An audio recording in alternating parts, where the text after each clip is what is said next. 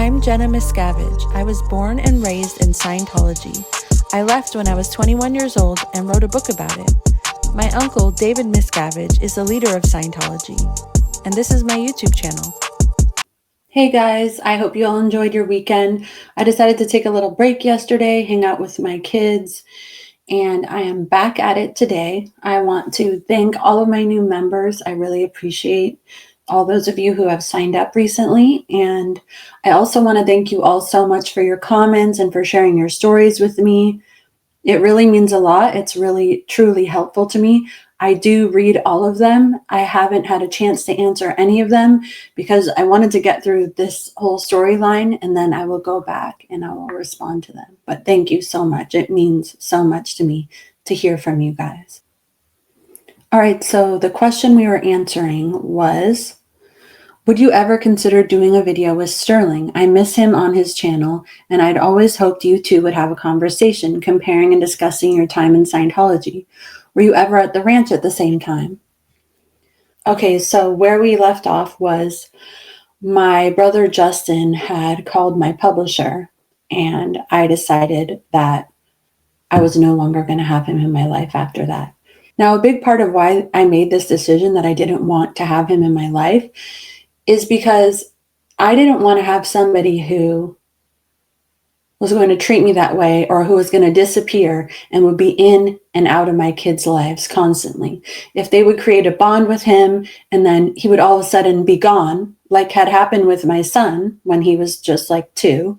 I mean, at this point, he probably would forget it, but still, that's not something I wanted ongoing in my life. And so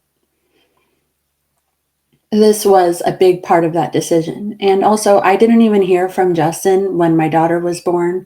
As far as I was concerned, that relationship was done. Now, the next time I saw Sterling, it had probably been about 5 years since Sterling and I had spoken. Since this fight with Justin, he and I also didn't speak.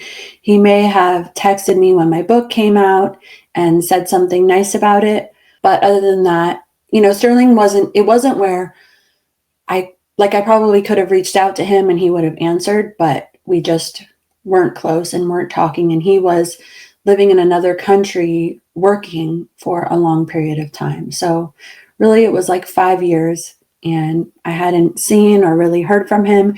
And I was having a conversation with my friend Shane, who I had grown up with in Scientology. And he basically said, hey, look, why don't you and Sterling give it a try? Like if it didn't work out with Justin, you still have one other brother. I know you guys weren't like really brought up together as brother and sister, but Shane's brother and sister were still in Scientology and they had painfully disconnected from him. And I think that it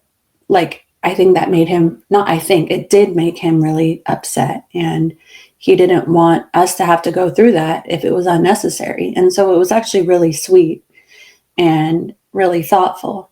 And so when my daughter was about 3 or 4 years old, I reached out to Sterling and I said, hey, maybe we can talk or get together. And he said, yeah, I would love that. I said, we're going to be in the UK next week, but maybe after when I come back. And he said, believe it or not, I'm going to be in London as well. It would be fun to meet up. And so me, Dallas, and the kids were all in London for a week. Dallas had some work he was doing there. And me and the kids were just hanging out, having a little vacation there. And basically me and the kids agreed to meet Sterling at Portobello Market. And I kind of told my kids on the way there, hey, you guys have another uncle. His name is Sterling. And we didn't grow up together exactly because Justin was my brother, but they didn't know about him. They never met him. And my son was about 6 at this point. So we met up with Sterling at the market and it wound up being really nice. We spent the next few days together. He helped us with transport. He showed us all around town. We went to the London Tower. He was really, really sweet with the kids. He bought them gifts. It was really, really nice. It felt like I had lost one brother, but maybe I was gaining another one. And maybe at the same time, my kids were gaining an uncle. And so that time was really, really special for all of us. Sterling wound up moving back to the States because the job that he had was over, or he had quit or whatever. And actually, he came to live in San Diego for a few months while he was getting on his feet and getting a new job. He stayed with my mom. And Dallas and I got him a job so that he could make some money while he was waiting. And we spent a lot of time together. Me and Sterling would go out for coffee. We would go to the gym together. He was really sweet with my kids. Eventually, he wound up getting a job, moving to LA, but we still stayed in touch. We still went to visit him and stayed at his house. We would still go swim in his pool. He would still come down here for Christmas and other holidays.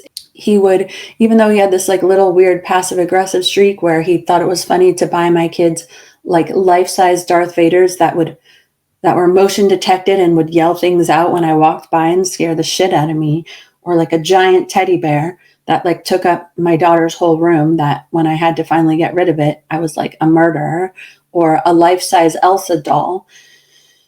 But I guess it was all in good fun, and it was sweet, and my kids loved him. Everything seemed to be going really well. During this time, Sterling also was not talking to Justin. He had decided that he basically was too much of an asshole to him and he couldn't take it anymore. In 2019, my mom and I had a falling out. And pretty much when this happened, without a word asking me what had happened or why, Sterling basically stopped talking to me. He walked right out of the life of me, Dallas, my kids, and I never said anything bad to him about my mom. I never asked him to choose between her and I. If it was something that he didn't like, he never even gave me a chance to explain myself or understand my point of view. And after everything that had happened with Justin, and after Sterling previously not having talked to me for 5 years, it was like, wow, this again? He may have spoken to me once on the phone during this time when he basically told me that he was back in contact with Justin and him and my mom were spending time together. And it just really honestly crushed me because he was willing to throw me away and my 2 kids for somebody who, my mom, his mom, basically had ditched him as a child. Like, who decided she wasn't his mom and only took Justin and did not grow up as his mom. It wasn't somebody, he did not call her mom. He called Barbara mom. And it wasn't as if my mom loved him for who he was and how he was. She was always telling me that she just didn't feel that bond with Sterling. She just never had that close feeling that she felt with me and Justin. Or she would say, I don't really understand what's wrong with Sterling, that he can't have a girlfriend. And is he ever going to have a family? And I feel so bad for him that that's how his life is. When I couldn't give a shit if Sterling has a girlfriend or not. I couldn't care less if he has a family or not. There's absolutely no part of that made me feel less of him. In fact, maybe selfishly, I liked that he was a really good uncle to my kids.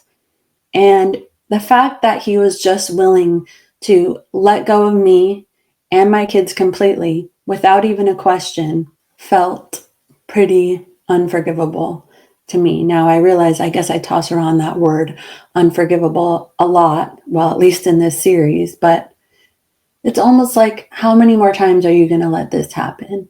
And so that is genuinely how I felt at the time.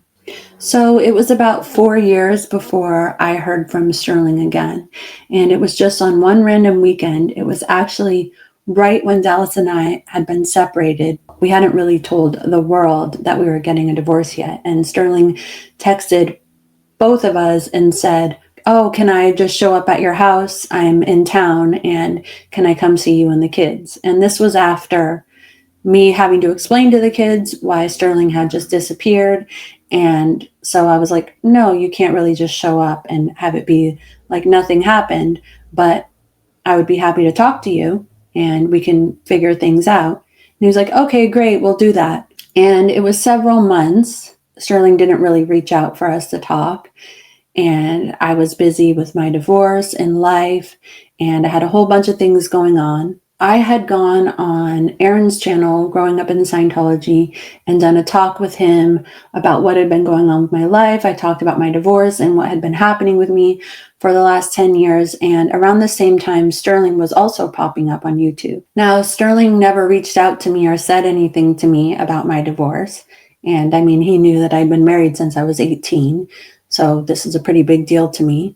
Also, something else had happened during this time, which was briefly for my divorce, I tried to lean on my mom for support, and that did not wind up working out. She wound up telling me after a conversation that she was done with me, and I made a whole other video about this. I'll put a link to it here. But basically, a few things happened. Sterling was showing up on YouTube, and he was talking about having my brother Justin on. Then a few days after my mom told me she was done with me, he had my mom on. And then Dallas had reached out to me during the middle of our divorce, during a contentious time, and said Sterling was trying to contact him, which I thought was pretty strange. And then also Sterling was making some comments on his own channel talking about how the ranch, the boarding school that we both grew up at, but mostly me. Sterling was 8 years older than me, so he didn't spend as much time at the ranch. But he was essentially saying that the ranch, in his experience, wasn't that bad, which felt like a pretty complicated thing to say when your sister wrote a book telling truthfully and honestly what the ranch was like. And you, for the first time, are publicly speaking about Scientology. And one of the first things you say is that it wasn't really that bad. It felt actually kind of personal, and it was pretty fucked up. Now, some people say that two people can experience the same thing, the same family, but have totally different experiences. But there are some things about the ranch that are objectively true. And the first one is that none of us lived with our parents in a home with our families. That fact alone is bad enough to make the ranch every bit of a horrible place I've always said it was. Now, add to that the fact that we did not have phones to contact our parents, that any letters we wrote to our parents were read by the adults there. Add to that the fact that we had our own little military hierarchy and kids called each other sir and had ranks. Add to that we all signed 1 billion year contracts pledging our souls lifetime after lifetime to Scientology, that we were put on the e-meter twice a day as young children. Add to that we all did 35 hours a week of hard labor, doing things like hauling rocks, digging trenches, handling asbestos. Add to that the fact that 0 of the kids who were at the ranch have an actual high school diploma. The fact that our dorms were inspected daily to make sure they were clean. And if they weren't clean after 3 times, after we had 3 fails, that we were assigned to pig's birthing, which was basically being made to sleep in an attic on a mattress where there was a ton of bats in an unrenovated building, or the fact that if kids were late to morning muster, they would get a bucket of ice water dumped on their head, or that every day we were given gallons of chemicals of bleach and ammonia and alcohol to do cleaning. Or add to that kids were required to write written reports on each other, whether it was on their friend or their sibling, because if they did not report any tiny infraction, then they would be subjected to the same penalty as the person who did the bad thing. This is not to mention the many instances of older kids essaying younger kids that happened at the ranch. So this was never about me and Sterling just seeing things differently or having a different experience. When I talk about my experiences at the ranch, they are objective, they are true, and they are actually what happened. Now, if somebody doesn't see the problem with those things, then they might still have the mind of a Scientologist. And when someone says that this really wasn't that bad, and they say, oh, well, I guess I'm pretty easygoing, or I look at life in a more positive way, it might seem like they're nice and kind and friendly and easygoing. But what they're actually doing is gaslighting and making less of real experiences. Now, I might have my flaws, you guys. I might not be perfect in every way, but I will tell you that when I spoke about the ranch in my book and everything I've said in my videos about the ranch, it is not exaggerated. It is completely and utterly true. And it's the nicest possible version of it. So getting 7-year-old children to sign 1 billion year contracts isn't just that I look at things in a more negative way. It's actually fucked up. And not having kids live with their families ever, it's not just that I have a weird point of view or I'm more negative of a person. It's actually fucked up. Having kids receive a substandard education, ruining their chances of getting a job and being successful in the outside world, that really is one of their only chances to succeeding in a world outside of the cult that they're being brought up in, isn't a small thing.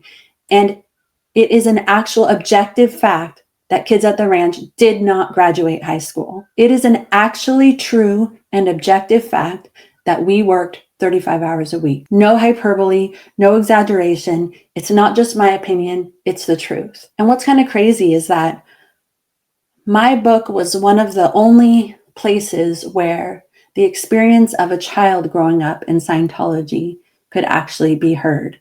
And it represented the stories of so many who grew up in the same way. And for my own brother to make offhanded comments that made less of the truthful stories that I told, that was fucking not okay with me. And it was insidious and tricky, and it was all done under the guise of being, oh, a nice, kind, easygoing person. This attitude actually pissed off a lot of people in the community. It wasn't just me. Now, it was around this same time where Aaron and I started seeing each other. And previously, Aaron had been doing a lot of content with Sterling. And Sterling was asking Aaron to have my mom on to stream his and my mom's Thanksgiving together, and a bunch of things like that. And it was a little bit awkward because Aaron and I were together, and out of respect for me, Aaron didn't want to have my mom on because we'd had a falling out. And with Sterling constantly asking about this, it sort of made it awkward. It became a little bit of a point of contention between Aaron and I, because him and Sterling were friendly. They would talk pretty regularly, and it was just hard for me to deal with all of this. And so I decided that I was going to talk to Sterling, and I was going to figure it out, or at least I was going to tell him how I felt about everything that had happened between us. And so we did talk, and although I was very wary, Sterling pretty much said that he was going through a lot at the time when me and my mom stopped talking. He was going through a personal crisis, and it was very, very hard for him to deal with. And the truth was that me and my mom not talking, it was just kind of too much for him to bear. His parents are still in Scientology, don't talk to him. And him having more disconnection in his life was just, it was just too much for him to handle. And he realized that he shouldn't have done that, and that he felt bad about it, and he was sorry, and he really wanted to have us in his life. And this had nothing to do with YouTube, and it has nothing to do with Aaron. He just wanted to have a relationship with me and my kids, and hopefully we can start over again. And he told me that he had no idea with anything that had been going on with my mom before he'd had her on. He didn't know that she told me that she was done with me. And he also said that he had no idea that any of his comments about the ranch or other things he said were upsetting to me. He explained his point of view, and I was like, okay, I'm going to be understanding. I can't control what other people say. Other people have a right to tell their story, which is true. And he wasn't saying it to bother me, and all of these related things that seem related in my head, maybe they weren't. He also said that he hardly talked to Justin at all, that he had really strict boundaries with him, and that he did not allow him to treat him like garbage anymore, and that Justin was being better towards him. And so whether it's smart or not, or whether this makes me a stupid person or not, I decided to give it another try. I lost a lot. I just lost my marriage, lost my relationship with my mom, didn't have my other brother, and I guess on some level, Sterling never grew up as my brother.